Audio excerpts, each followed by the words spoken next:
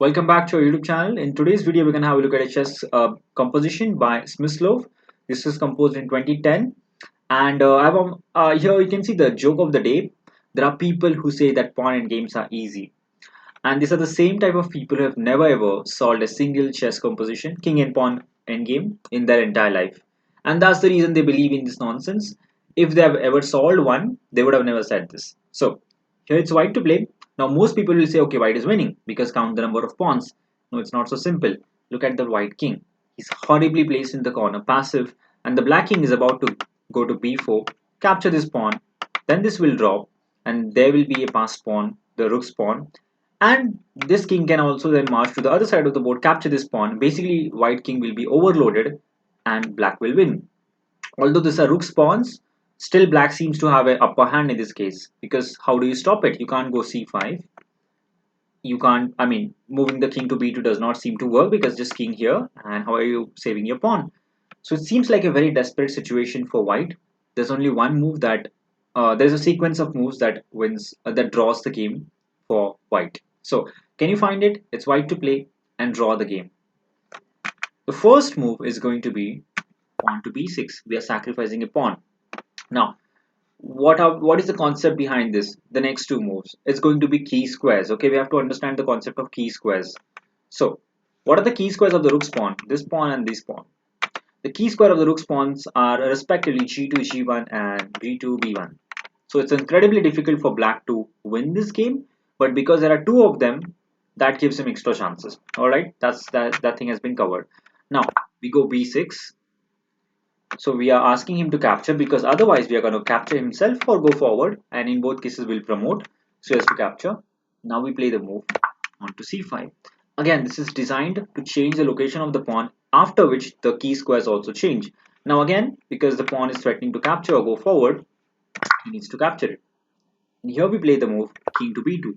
What are the key squares of the pawn on c5? The key squares of the pawn on c5 are two squares in front of him, that is a b3, c3 and d3 square. So here we can see this one, this one. These are the key squares. If black gets his king, occupies the king, occupies the squares physically with the king, he is going to win. If white can stop him from doing so, he can make a draw. Alright. And as you can see right now, with our move king b2, we have stopped him from occupying the b3 square with his king. So he can't really go over here. He'll try to play king b4, trying to go here and here. It's very simple. We just play the move. Now this is important. There's only one move that draws the game here. You cannot play king c2 because king c2 loses. So you have to play the move pawn h6, passing the move to to black, and black has to play the move king c4, after which we can give opposition king c4, and basically now in a couple of moves we are going to get the c pawn. He will go for the h pawn, but because that's a rook's pawn, all we have to do is go in the corner, and that's going to be it. Once we just go in the corner, it's a rook's pawn, it's going to be a draw. You can't win this. If I go in the corner, these are the key squares, this 2 g2 and g1. If black does not control the key squares, he's not going to win, and this is a dead draw. Okay, you can keep several pawns here. Let's say we have a pawn here, black pawn here, black pawn here, here, and just put my king in the corner. It's still a draw. You can have several pawns on the rook's file. It's still a draw because if the king is in the corner, it's a draw. So that's all we have to know. But the initial moves are very tough, and you have to have a knowledge of the key squares in order to find moves like b6 and c5, followed by h6 here. Incredible move.